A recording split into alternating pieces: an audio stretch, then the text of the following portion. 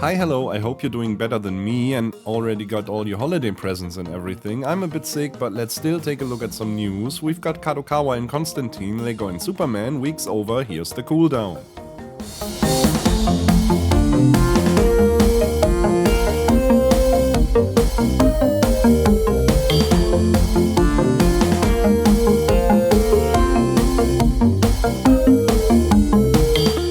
So turns out all the worrying about Kadokawa and Sony was both founded and unfounded at the same time. In the end, Sony actually has been in talks with From Software's parent company, but apparently this never was about a full takeover at all. Sony just bought some shares, and now they're gonna be Kadokawa's biggest shareholder, owning about 10% of shares, which is not yet majority stake numbers either. According to GamesIndustry.biz, Sony has given the okay to buy about 12 million Kadokawa shares in January, which would be worth about $318 million. Currently, Sony already owns 14% of From Software itself. Games Industry is saying this deal might be more than a pure shares thing though, since there might be plans by Sony to use various Kadokawa IP for further projects, like live-action movies or TV shows, as well as an expansion of the distribution of Kadokawa's games and anime libraries. So for now, much ado about nothing. Well, presumably nothing, at least nothing world-changing. You may sit down again.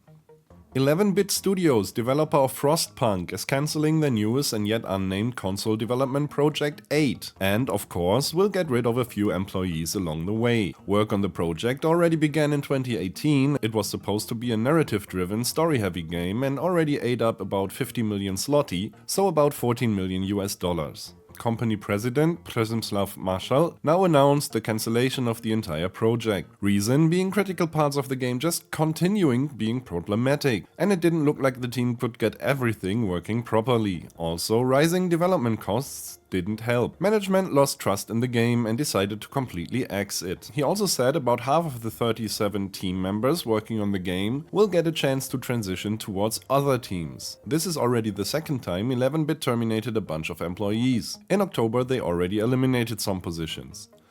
Hey, so this might be the best moment to just pause the video for a bit, click the subscribe button and ring that silly bell so you won't miss any future episodes on the channel. Right now. Alright, everyone's back? Okay, on we go. Two Tencent directors are leaving Epic Games' board of directors after the Justice Department expressed doubts about their positions. The department deemed their nomination on both Epic's and Tencent's board as an antitrust breach of the so-called Clayton Act, which in the end is supposed to protect consumers. Under this law, a board member cannot be sitting at different boards in different competing companies, as it would be the case with Epic and Riot Games, who both are companies owned partially or whole by Tencent. Together with taking their heads now, Tencent also modified their agreement with Epic Games to relinquish their rights to staff the director position. Looks like another try of a multi-million-dollar corporation to control an entire market share on their own has been thwarted for now. Dungeons & Dragons Dark Alliance will be shut down on February 24th. The action RPG will disappear off all platforms and will no longer be available to buy. Dark Alliance by Invoke Games only released 2022 and isn't to be confused with Dark Alliance by Snowblind and Black Isle. The old one was very good and very loved, the new one, well, not so much. The main game plus DLC will be playable offline after the shutdown, which is great. The entire thing was a setback, they say, but it shouldn't be taken as a sign for Wizards of the Coast ongoing work to make a Dungeons & Dragons game happen after Baldur's Gate 3. The Elder Scrolls Online will be changing their update model after 10 years. In a letter by the director towards year's end, studio head honcho Matt Firor talked about ESO in 2025. Aside from a few words of regret not being able to join all 10th anniversary events in person, and a bit of sadness over the countless terminations at ZeniMax, one news could be quite interesting for players. Since 2017, Firor says, the game released a new chapter update every year, full of new content and systems. And because of the planned release time, there had to be deadlines in place, leaving little room for experimentation or additional ideas. This is supposed to change in 2025. In the future, ESO wants to do seasonal content with a roundabout cycle of every quarter to half year. These should bring a mixture of story content, events, store items, dungeons and more. Of course, the team already prepared stuff the usual way already, so 2025 is gonna be sort of a mixed year. still bringing some of the bigger updates while also adding some smaller ones. These changes could give some freedom to the team to only launch content when it's actually done, and it should bring more varying content to the players. ZeniMax also wants to improve on the game on other fronts, for example some overhauls for new players, reworking the starter zones and beautifying the game interface. Meanwhile, Insider Gaming reports rumors circulating regarding a remake of The Elder Scrolls IV Oblivion, confirming it's in fact in development. Not only that, but it's currently planned to be announced in January already during an Xbox Direct event and is planned to release within 2025. An Xbox event is also suspected by The Verge independently, so there might be something to it. Just to be clear, we're not talking about the fan remake called Skyblivion, but an actual real remaster of the original Bethesda game. First rumors about it started showing up during the investigations against Microsoft Activision during the buyout times. We didn't hear of this afterwards. But still, all of this is still a rumor, so please don't be too happy yet. Or don't panic yet because you've been looking forward to Skyblivion. Or do, I'm just a newscat, not your boss.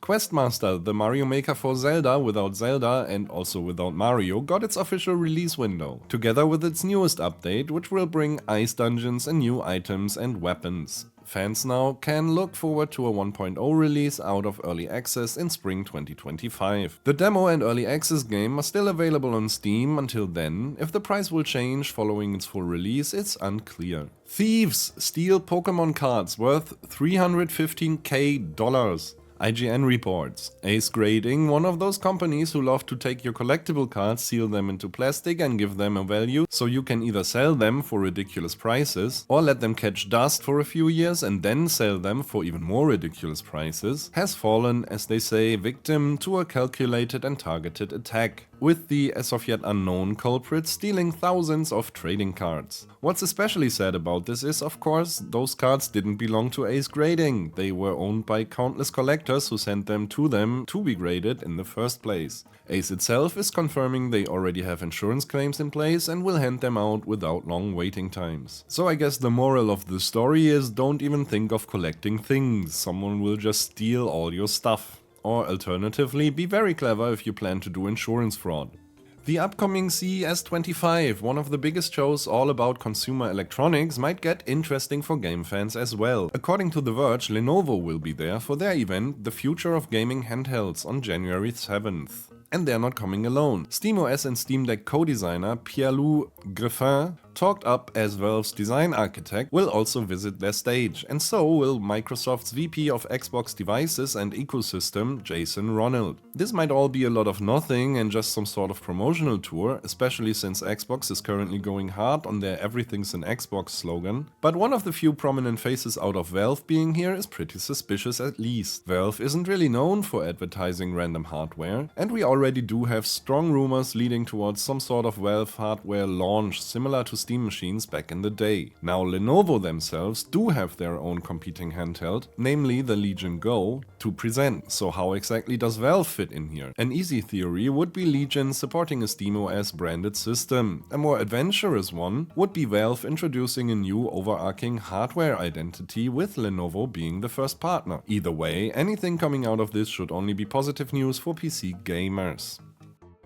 While Star Wars Galaxies, the MMORPG, is officially closed for 13 years now, it still lives on due to its incredibly motivated and strong community. The fan project Star Wars Galaxies Restoration is a complete continuation of the game, led by the players themselves, running on their own servers and still being played. Now a new update is released. Expanding Horizons will be live in time for the 13th deathiversary of the game, and it's looking to be one of the biggest updates the game got since. 5 playable species, Nautilans, Chiss, Devoronians, Myrialans and Bith. I have no idea what any of those are, I am no Star Wars. Also there's gonna be new skill trees, 4K texture updates, a new x64 client, more equipment slots and heroic challenges for endgame players. Also vehicle customization, droid repairs and a new job, the Ranger. Star Citizen seemingly gets a fixed spot in the cooldown these days. Insider Gaming is reporting some significant changes within Cloud Imperium games, specifically in higher management positions. These are officially happening to combat deadline issues, a problem that's been a permanent issue with the game since hundreds of years of development time ago. Talking to anonymous sources, Insider Gaming knows of multiple top-level executives being let go, while other employees higher up have been moved to different positions. As things look now, all of this has been going on since earlier this month, when Chris Roberts gave the happy news via internal memo, reading, "To be laser-focused towards the release of Squadron and Citizen, it is as important as ever to make sure teams are high-performing and efficient within the entire company. To manage this," Roberts' mail says, "structural changes starting from the top are necessary, so the right people are in the right places and able and willing to work on site." Everything sounds more or less like aimed especially at employees appreciating the previous work from home's rule set at Cloud Imperium, which since then has been nixed from what we know. At least 3 execs with more than 25 years of collected experience at Cloud Imperium have been let go. Official announcements are soon to follow. Some employees believe these changes to be less about the dang deadlines, but much more likely to just save costs. Adding additional rumors, Robert's wife Sandy would be returning to the company as well, after just sitting at the committee table for a while, mostly. If all of this actually does happen, only because of financial reasons, the situation at Cloud Imperium might look worse than many suspected. And it would throw a big shadow onto the entire project. After never-ending feature creep, issues and rarely hitting any updates on time, there have been substantiated and unsubstantiated rumors about CIG not doing as well for the last few years, so it would add up. Johnny Gioeli, singer of the Japanese-American rock band Crush 40, sues Sega of America. Crush 40's song Live and Learn has always been one of the standout tracks of the Sonic Adventure series, and Sega might have liked it a bit too much as well, possibly even outside of the games it was actually licensed for, which, as Gioeli is saying, never was part of the deal. According to GameDeveloper.com, Gioeli composed and produced the song at his own home, under his own name, without involvement by Sega at all. Now he's accusing the company to have used and licensed the song for over 24 games, shows and live events, without even notifying or paying him. It was only this year he actually heard about Live and Learn being used not only in Nintendo's Smash Bros. Games, but also the Yakuza series as well as Monster Hunter Rise. Crush 40 continued working with Sega after the initial deal and had very specific agreements in place concerning rights of their songs and master recordings. This never happened for Live and Learn though. Court documents assume the song being owned by both parties. If this is the case, Sega's ownership parts would explicitly be limited to the lyrics only, and all usage of the entire song, especially further licensing, would be potentially legally prohibited. Rights would still be with Gioeli, not with Sega. If Sega on the other hand insists the song was a co-production, they would then be liable for 50% of the song's profits, which Gioeli also never got offered. Either way, now the ball is in Sega's court, pun not intended, to somehow disarm a bomb potentially worth millions. We finally got our first trailer for the real, actually first movie of the new DC universe under James Gunn, and as it should be, I'm of course talking about Superman. I still have a half-written script flying around talking about it, but as well as I know myself, this will never happen, so I might as well just talk about it here. The new Superman will have barely anything to do with the existing DC cinematic universe by Zack Snyder, which doesn't seem to perturb viewers though. After a long time of misery, we finally see a friendlier, more positive version of Superman in a world where other DC characters already exist. Besides the usual cast of Clark, Lois and Lex, the trailer shows a first look at other members of the Daily Planet, plus a bunch of other heroic characters like Green Lantern Guy Gardner, Mr. Terrific and Hawkgirl. But all of them pale of course against the real star of this teaser, Krypto the Wonder Dog. Long time, if oftentimes ignored, best boy of the Superman universe is finally on the big screen and seems to be the fan favorite of commenters all around the world. According to Gunn, for this movie he's been taking a long hard look at some of the best Superman stories in existence, at least if you ask me. Among them the fantastic miniseries All-Star Superman, the collected stories of Whatever Happened to the Man of Tomorrow, as well as Kingdom Come, the animated Superman series, and one of the best stories to actually explain how Superman would work in a modern world, Whatever Happened to Truth, Justice and the American Way. Personally, I'm already very optimistic after seeing this trailer, so watch it if you haven't already. It's really good. While Sonic 3, the movie, just arrived at movie theaters all over the world, Variety is already talking about Sonic 4. The movie already entered production at Paramount and the studio is expecting a release during spring 2027. Sonic 3, meanwhile, is set to release on December 25th, over here at least, but already is airing in selected cinemas, as I just found out. The movie is highly anticipated and projected to storm box office numbers. Things don't look as good though for the just released Lord of the Rings anime War of the Rohirrim. It could in fact set a new record during its opening weekend, but it's not exactly the record the studio wanted. The movie currently is officially the lowest grossing Peter Jackson produced Lord of the Rings movie of all times. During its opening weekend, Rohirrim earned about $4.6 million. Variety is estimating the movie's budget at the $30 million range, and additionally counts the same sum on top of it for marketing and distribution, the number a movie usually needs to actually be profitable. Of course, Rohirrim is still an anime production, so it's hardly a fair fight with other movies. Many cinemas still treat anime differently, only limited to certain showing times and such, and compared with other anime movies, its release numbers aren't actually as bad as they look at first glance. Most criticism relates to its positioning in Tolkien's canon. Of course, there's lots of discord about it having a female lead, and there seems to be very little overlap between Lord of the Rings fans and anime fans overall. Still, for a Jackson Rings project, the numbers are a bit disappointing. Let's see how worldwide numbers look when it's all said and done. However, there's some other anime shows starting into new seasons with no need to worry about movie theater openings at all. The surprise success Dan Da Dan barely made it through its first season and a new one is already announced for July 2025 on Crunchyroll. The studio signed Saru Production, telling the story of Momo, Okarun and their weird fights against equally weird ghosts and aliens, is especially praised for its high production value. We'll have to see if this can hold up with such a speedy continuation date. I myself haven't watched more than episode 1 yet, since it contained too many, let's say, problematic scenes for my taste, but if y'all are telling me I'm missing out, I might give it another shot. Also in for a new season is Spy Family, but only in October 2025, there's still a bit of time. Last but not least, a new anime continuation is planned for My Dress Up Darling, which I can somewhat wholeheartedly recommend, especially for fans of my current stream game Infinity Nikki. It's all about fashion, cosplay, crafting and cute stuff, I guess. The first anime was created by Cloverworks, no further infos yet on the new one.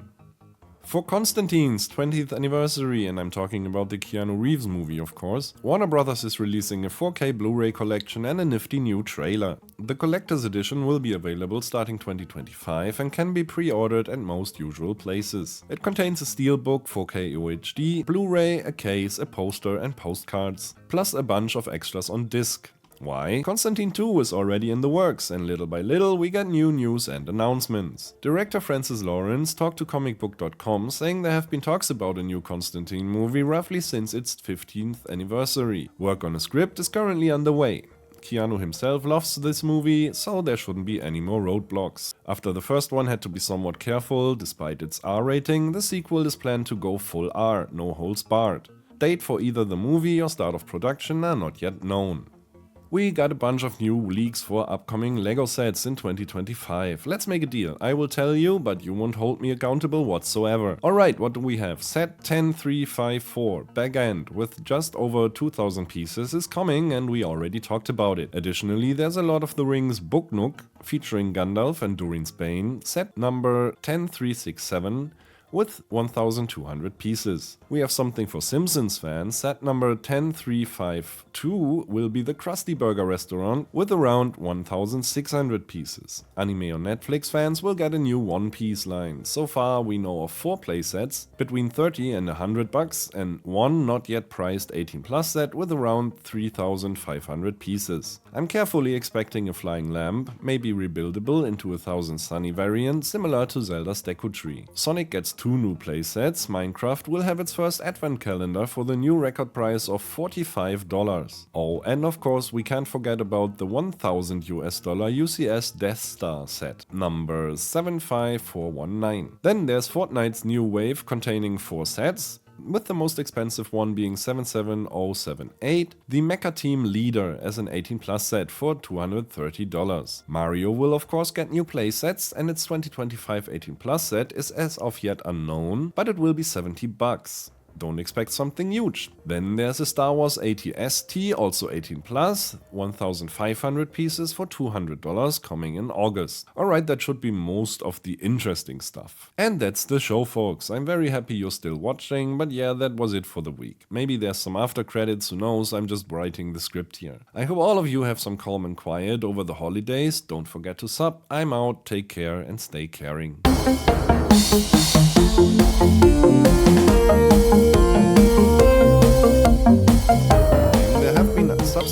There have been substantiated and